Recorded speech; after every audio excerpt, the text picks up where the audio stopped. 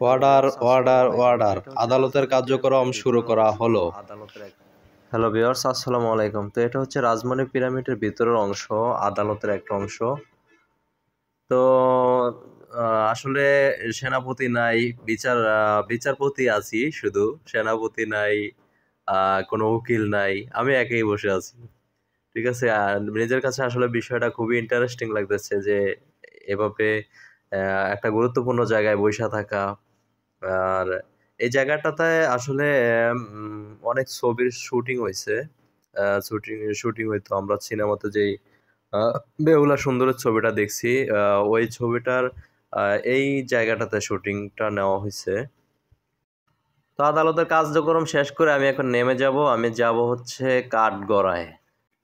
তো এটা হচ্ছে কাঠগড়ায় দাঁড়িয়েছি। আসলে অনুভবটা অন্যরকম হচ্ছে মনের ভিতরে, যে আসামিরা যখন কাঠগড়ায় দাঁড়িয়ে থাকে আসলে বিষয়টা কেমন লাগে নিজের কাছে। মনে হয় যে সবাই সামনে, আমি একলা অপরাধী।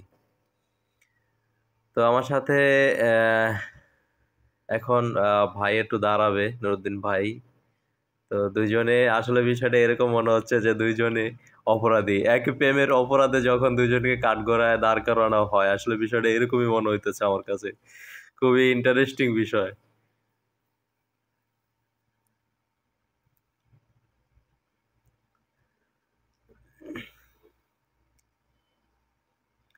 তো পিছন থেকে, এটা হচ্ছে পিছন সাইড।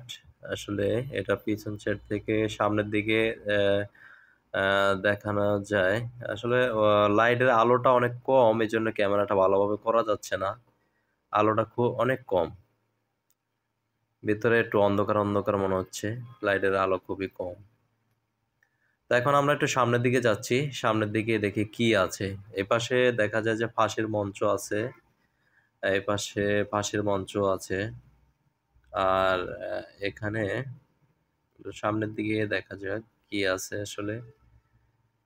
তো এখান থেকে একটু উপরের দিকে ওঠার চেষ্টা করছি।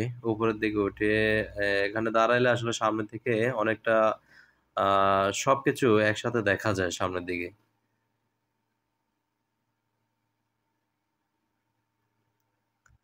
এই পাশে দেখা যায় আবার জেলখানাও আছে এটার ভিতরে।